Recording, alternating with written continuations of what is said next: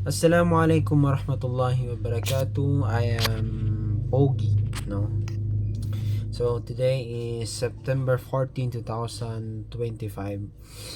So I will remake this video kasi nung first na ginawa ko is yung tawag dito, yung about sa my strategy or what I learned for trading,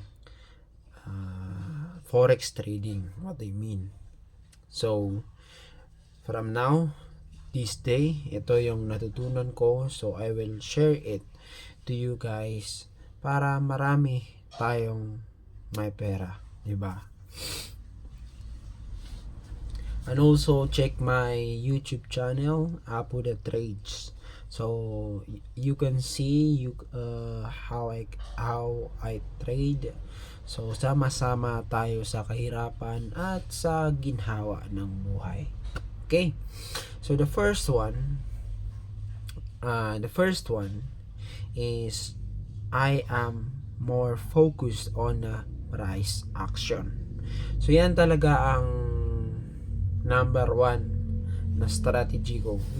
I am focused on price action, not just like yung mga other traders, what I mean that they are focused on resistance, supply, demand, like that. But for me, I am a price action trader. So that's for your information to know why my strategy is like that because I am a price action trader. Nagfo-focus po ako sa action ng market. If it is goes up, then we will buy. We listen to market. We will not encounter the market. We always, yan yung palagi ko talagang natutunan sa yan yung palagi kong inaaral sa trading, which is listen to the market. Kung ano ang pinapahayag ng market, then do it. Get what the market say and just go with the flow. Yun. And the second one is is visit the ito na lang yung flow na lang ng pag-trade ko. So first, when I open my laptop, ito, ang una-una kong pinupuntahan is yung Forex Factory. Yung Forex Factory na yan is you can see the news about this day, kung ano yung mangyari, if there is a strong news, weak news, or neutral news. So usually I trade in on 8:30 to 12 a.m. no? Midnight na ako nagte-trade. So yan yung focus ko na time, yan yung range ko na time. Hindi ako nagte-trade sa mga Asia session, sa opening of the London, hindi pa. I am just focusing muna doon sa 8:30 sa 8:30 of the London session to the overlap of the New York session at saka yung London, and after that sa New York session. So dyan ako nagte-trade for your information. Okay? Kasi according to my research, na yung time na yan, lalo na sa sa overlap of the New York session at saka London session, is malaki yung chance na malaki yung chance na makakuha ka ng A+ trade, or what I mean na perfect trade or magandang resulta, no? Kasi malaki yung liquidity and volume of the market. So you get it? So when I see in forex trading, Forex Factory rather, na naka-red, naka-yellow, okay na sa akin yan. Pero kapag mga anong tawag doon, yung mga first Friday of the month, na grabe yung profit dyan if you get the correct if you get the correct direction, no? If you buy, then nag-buy si market tataas, then congrats, di ba? Makakuha ka ng mga 100,000 minimum, no? And ano pa, after that I look the trading view, yung tinitingnan ko yung structure. I just read it, get what the market say, kung ano yung trend na pupuntahan ng market. Kasi di ba, in time of 8:30 to 12 midnight na closing of the day na yan. So that is why parang nabigyan ka na ni Asian session, yung kalahati ng London session, kung ano yung the rest na pupuntahan ni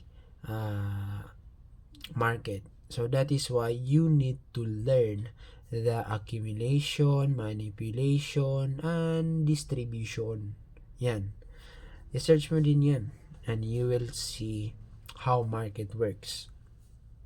After that, na ilalagay sa 8:30, I will make a forecast from 8:30 to 9:30, then 9 p.m., then 10 p.m., then the rest. So, yan. Usually na maximum of my trade, if I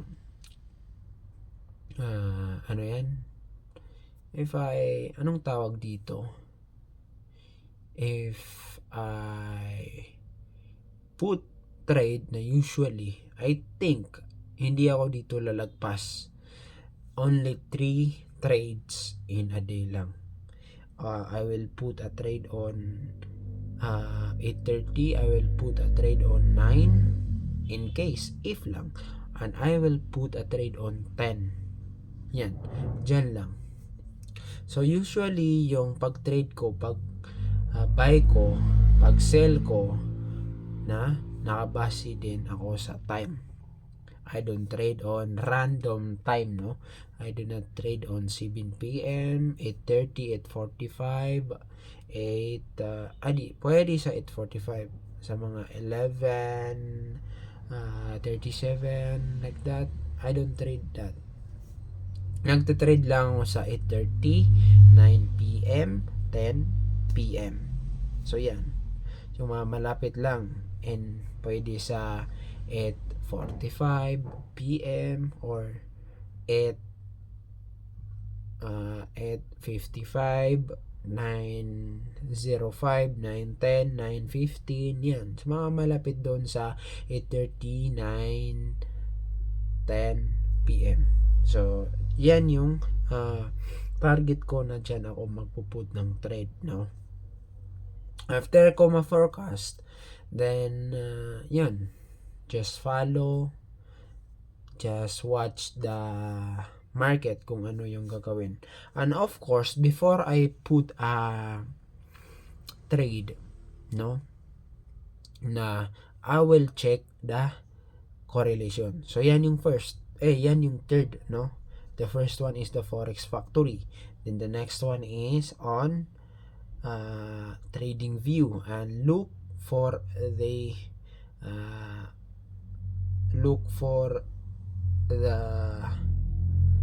market trend, like if it is bearish or if it is a bullish, no? Then after that, if I put a trade sa 8:30 or 9 and or 10, Then I will check the correlation. So usually ay nagto-trade ako sa gold. So yan yung talaga yung pino-focus ko, only gold muna. If I master the gold, then I will proceed to other currency, commodities, or crypto, no? Pwede na ako mag-proceed sa Bitcoin or Euro USD, yan. But for now, mag-focus muna tayo sa gold, SAU USD. So, hanapin natin yung mga correlation ng SAU USD, yung mga inversely proportion of the or inversely correlation of the gold or directly proportion of gold. And take note this, may mga trade kasi sa correlation sa gold, may correlation yan, iba yung correlation niya sa Asian session, sa London session, sa 8:30, sa overlap, New York session. So, magkaiba-iba ng correlation. So, ang task ko sa'yo, hanapin mo kung ano yung correlation ng gold in the 8:30 hanggang sa 10. Hanapin mo. If sa 10, if nahanap mo na sa 8:30 or sa 9, no? Pagpalagay na lang natin sa 9.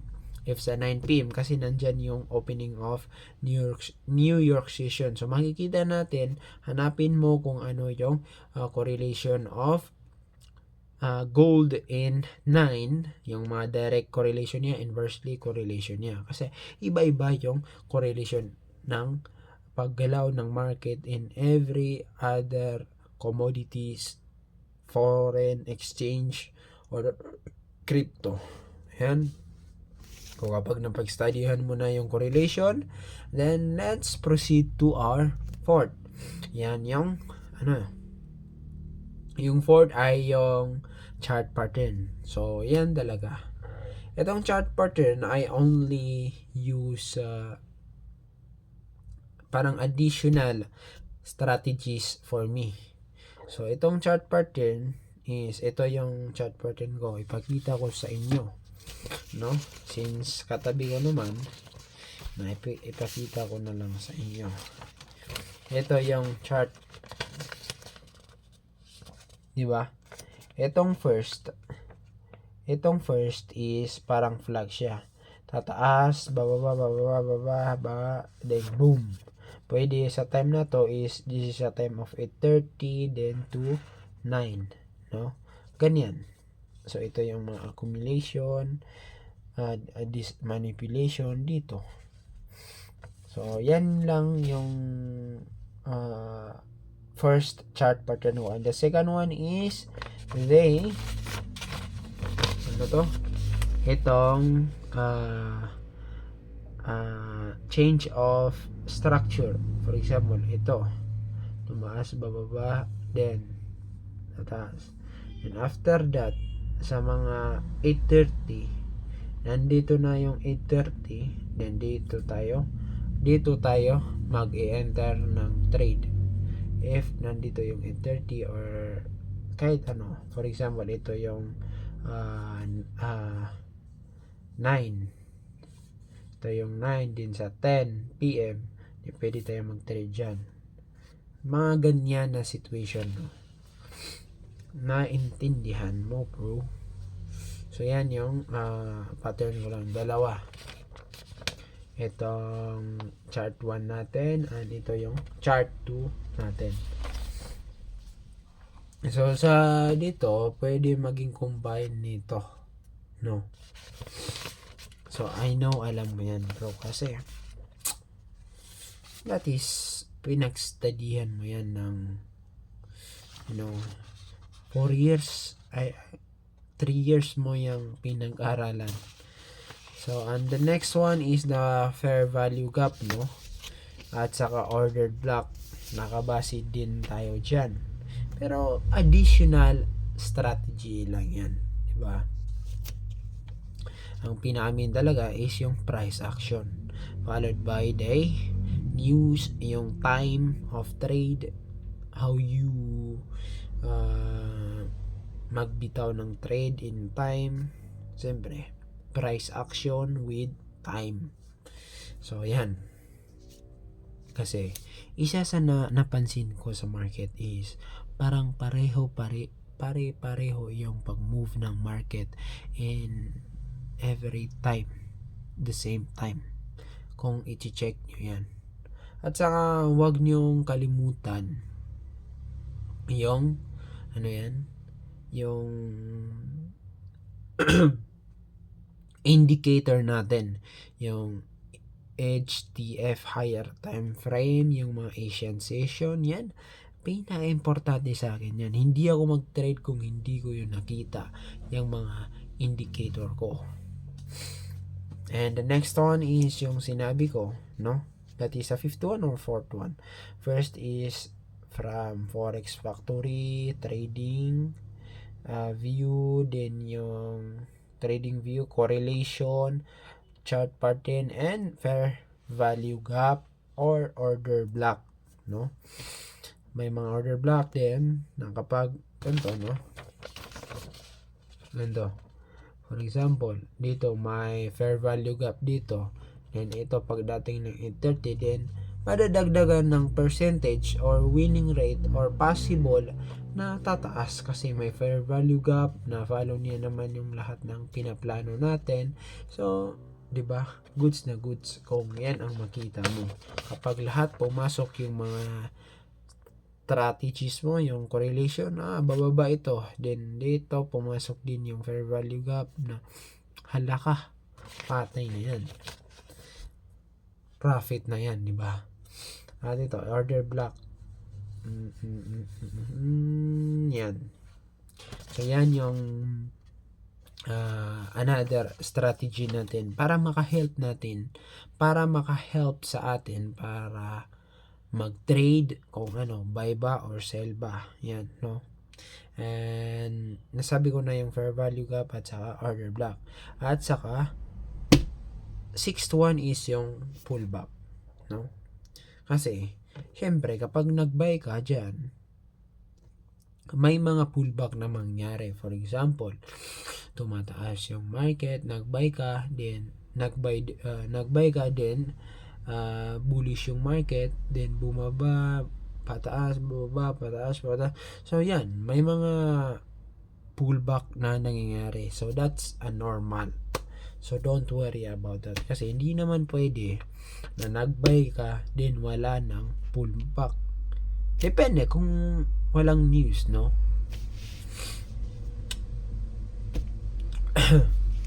So, paswertihan. That's a luck. If nag-buy ka din, wala talagang fullback. Pero, that is impossible.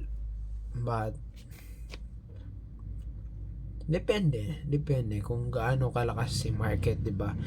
We don't know this generation, no? And, ito yung pullback natin. If yung pullback, nasulat ko na, you should be careful with this. So, for example, itong